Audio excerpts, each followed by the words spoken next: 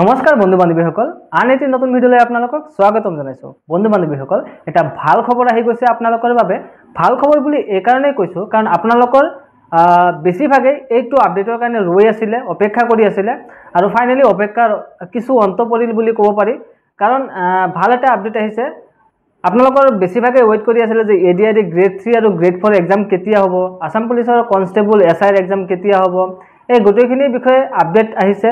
আপডেটখিনি আপোনালোকক জনাম, কিন্তু তাৰ আগতে মই আপোনালোকক এটা ৰিকুৱেষ্ট কৰি ল'ব বিচাৰিছোঁ। যদি আপোনালোকে এই চেনেলটোত নতুন আহিছে আৰু চেনেলটো ছাবস্ক্ৰাইব কৰা নাই তেন্তে প্লিজ ছাবস্ক্ৰাইব কৰি ল'ব, কাৰণ আমি এইটো চেনেলত সময়মতে ইম্পৰ্টেণ্ট আপডেটছবিলাক দি থাকোঁ। সেয়া লাগিলে জব ৰিলেটেড হওক বা ইম্পৰ্টেণ্ট এক্সাম ৰিলেটেড হওক। ঠিক আছে, এতিয়া আগবাঢ়িছোঁ আমাৰ মূল বিষয়বস্তুটোলৈ।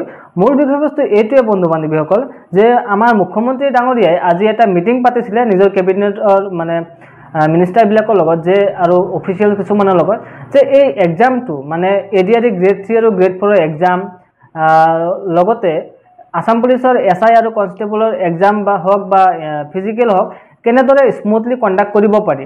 আৰু ইয়াৰে বিৱৰণটো আপোনালোকৰ যি চিফ মিনিষ্টাৰ আসাম নামৰ যিটো অফিচিয়েল এক্স হেণ্ডেল আছে, যাক আমি আগতে টুইটাৰ নামেৰে জানিছিলোঁ, তাত পোষ্ট এটা কৰিছে। এই তাত কি কৈছে আপোনালোকে এবাৰ শুনি যাওক, লগতে মই স্ক্ৰীণত দি দিছোঁ বাৰু, মই পঢ়ি যাম আৰু আপোনালোকে স্ক্ৰীণত চাই যাব। CM Dr. Himanta Biswa Sharma held a meeting to discuss and finalize the formalities for the recruitment of grade 3 and grade 4 employees as well as constables and sub inspector in the state police. বুজি পালেনে?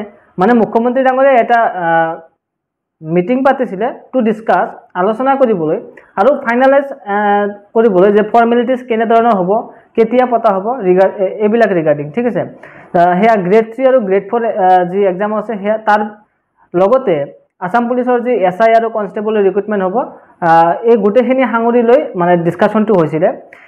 CM মানে আমাৰ honourable chief minister reviewed all aspects of the recruitment process, emphasizing the importance of maintaining integrity and transparency in the examination procedure. মানে examination procedure মানে কেনেধৰণৰ হ'ব সেইটো review কৰিছে।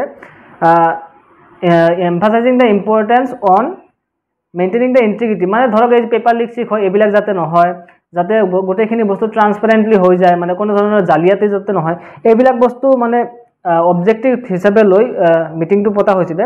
The recruitment process is schedule to commence in September. ইয়াতে আহি গ'ল আপোনালোকৰ মেইন আপডেটটো। চাওক, the recruitment process is schedule to commence in September, মানে ছেপ্টেম্বৰৰ পৰা আমাৰ এক্সামবিলাক ষ্টাৰ্ট হৈ যাব। চাওক, গোটেইখিনি এক্সাম এদিনতে পাতিব নোৱাৰে। চ' মষ্টলি আমাৰ এক্সামবিলাক ছানডে পতা হয় নে নহয়? চ' যদি গ্ৰেড 4ৰ পৰা আৰম্ভ কৰা হয় তেন্তে ছাপ'জ ফাৰ্ষ্ট যিটো ছানডে আহিব ছেপ্টেম্বৰৰ, যিহেতু ছেপ্টেম্বৰৰ পৰা ষ্টাৰ্ট হ'ব বুলি কৈছে, ফাৰ্ষ্ট ছানডে ধৰক গ্ৰেড 4ৰ এক্সামটো হ'ল, গ্ৰেড 4ৰ 8 লেভেল আৰু 10 লেভেল। নেক্সট ছানডে আপোনালোকৰ গ্ৰেড 3ৰ আপোনালোকৰ যি হায়াৰ ছেকেণ্ডেৰী লেভেল আৰু গ্ৰেজুৱেট লেভেল হৈ গ'ল। দেন কনজিকিউটিভলি বাকী আসাম পুলিচৰ আৰু কনষ্টেবল আৰু চাব ইনস্পেক্টৰৰ যি প্ৰচিডিউৰ আছে সেইবিলাক হৈ থাকিব।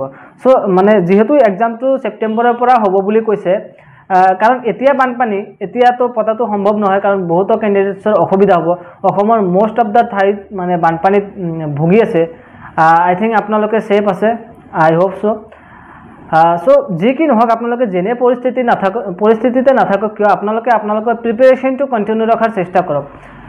আগৰ নিচিনা নহ'লেও যিহেতু বানপানী এফেক্ট কৰিছে সকলোকে, চ' কিছু হ'লেও আপোনালোকে বস্তুটো কণ্টিনিউ ৰখাৰ চেষ্টা কৰক, কাৰণ ছেপ্টেম্বৰতে এক্সাম হ'বলৈ গৈ আছে। ইয়াতে অফিচিয়েল যি আমাৰ চিফ মিনিষ্টাৰৰ অফিচিয়েল টুইটাৰ হেণ্ডেল আছে, মানে এক্স হেণ্ডেল আছে, তাত পোষ্ট কৰা হৈছে। চ' আপোনালোকে ভাবিব পাৰে যে আপোনালোকৰ হাতত সময় নাই, এইটো জুলাই আহি গ'ল, জুলাই, আগষ্ট, ছেপ্টেম্বৰ, মাজত এটা মাহ আছে মাত্ৰ, আৰু এইটো মাহৰ কিছুদিন আছে, 20 দিনমান ধৰি লওক আপোনালোকে। চ' এইখিনিৰ পিছতে আপোনালোকৰ এক্সাম ষ্টাৰ্ট হৈ যাব। চ' এতিয়া চিৰিয়াছ হ'বৰ সময় হ'ল। বাকীখিনি মই এবাৰ কৈ দিছোঁ, তাৰপিছত বাকীখিনি আলোচনা কৰিছোঁ। The recruitment process is schedule to commence in September with the primary objective of integrating competent youth from the state into government positions while upholding the highest standards of transparency. মানে কৈছে যে ইউথখিনিক আমাৰ government পজিশ্যনত আনিব লাগে, আৰু যি exam recruitment প্ৰচিডিউৰটো আছে তাত ট্ৰান্সপাৰেঞ্চি লেভেলটো ৰাখিব আৰু। ঠিক আছে, যি কি নহওক সেইবিলাক তথ্য আমাৰ কাৰণে ইমান জৰুৰী নহয় যিমান জৰুৰী আমাৰ এক্সাম ডেটটো, হয় নে নহয়? একজেক্ট ডেটটো দিয়া নাই, যদিও ছেপ্টেম্বৰৰ পৰা আৰম্ভ হ'ব বুলি কৈছে।